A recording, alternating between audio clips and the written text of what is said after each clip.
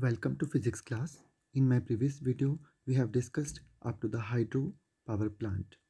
Today, we are going to discuss its demerits. Construction of big dams have certain problems associated with it. The initial investment is very high and gestation period is very long. The dams can be constructed only in the limited number of the places, preferably in the hilly terrains. Large area of agricultural land and human habitation are to be sacrificed as they get submerged. Large ecosystems are destroyed when submerged under the water in dams.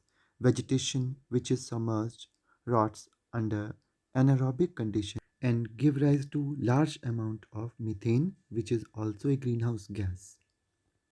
These projects cause population displacement, damage the environment and fertile land, thereby creating a host of social problems, as in case of the Tehri Dam on River Ganga and Sardar Sarovar project on River Narmada. Hydroelectric generation is not suitable for all rivers and for all areas. Next topic, improvements in the technology for using conventional sources of energy. Biomass. Biomass is defined as living matter or its residues and is a renewable source of energy. Biomass includes all new plants growth, agricultural and forest residues, carbonaceous wastes such as sewage, garbage, night soil, etc., biodegradable organic effluents from industries like sugar, slaughterhouse, meat packing plants. These fuels do not produce much heat on burning, and a lot of smoke is given out when they are burnt. Therefore, technological inputs to improve the efficiency of these fuels are necessary.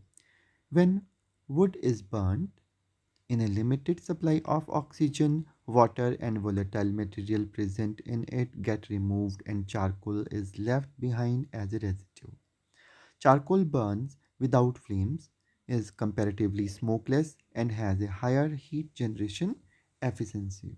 Similarly, cow dung, various plant materials like the residue after harvesting the crop, vegetable waste, sewage are decomposed in the absence of oxygen to give the biogas.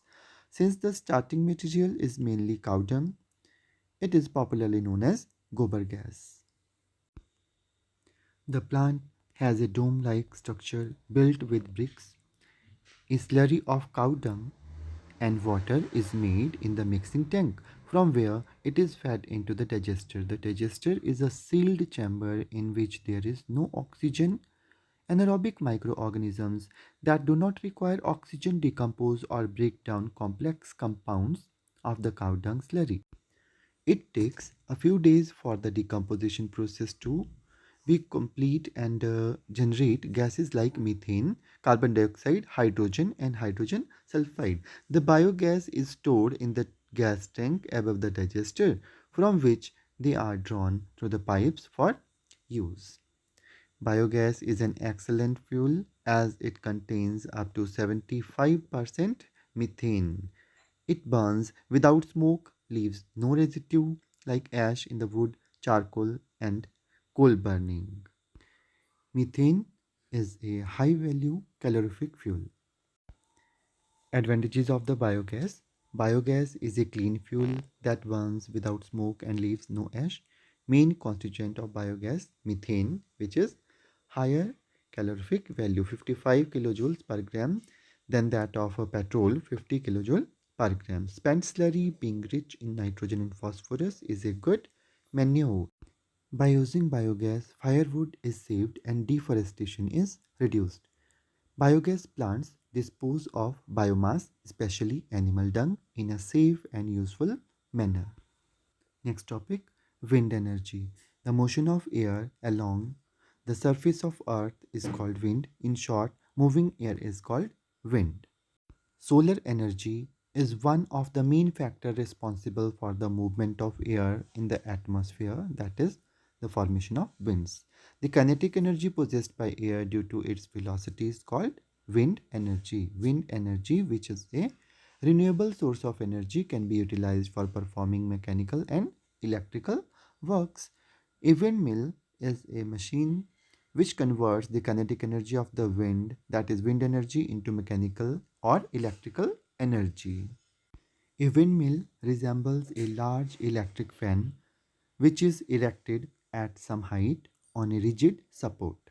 The number of blades and their shape and height of the windmill depends on the average wind velocity and other related factors at a given place. A windmill is used to pump water, where rotational motion of the windmill is utilized to do mechanical work to operate a water lifting pump. And it is also used to generate the electricity, where the rotational motion of the windmill is used to rotate the armature of the electric generator. Such an arrangement is called water turbine generator. A number of windmills are erected over a large area, which is known as wind energy farm. The energy output of each windmill in a farm is coupled together to get electricity on a commercial scale. Wind energy is an environment friendly and efficient source of renewable energy. It requires no recurring expenses for production of electricity. But there are many limitations in harnessing wind energy. Firstly, wind energy farms can be established only at those places where wind blows for greater part of a year. The wind speed should also be higher than 15 km per hour to maintain the required speed of the turbine. Furthermore, there should be some backup facility like the storage cells to take care of the energy needs during a period when there is no wind.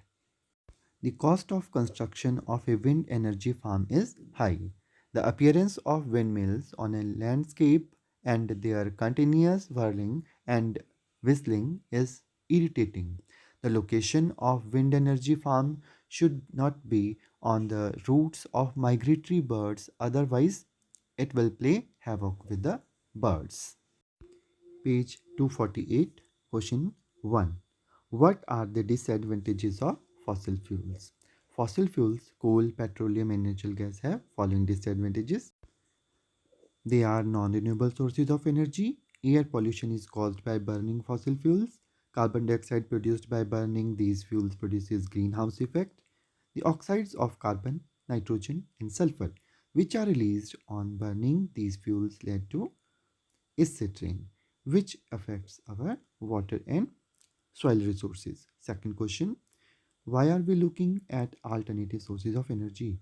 Fossil fuels are formed due to extraordinary conditions that prevailed on Earth many million years ago.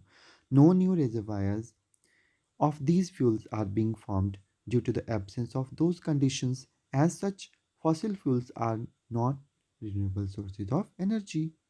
In case we continue to use these sources at the present rate, we would soon be deprived of these sources. It is due to this reason that we should conserve these sources and look for alternate sources of energy. Question 3. How has the traditional use of wind and water energy been modified for our convenience? The traditional use of wind energy has modified by using windmills and that of water by constructing hydroelectric power plants. Read discussed topic from your book and thanks for watching.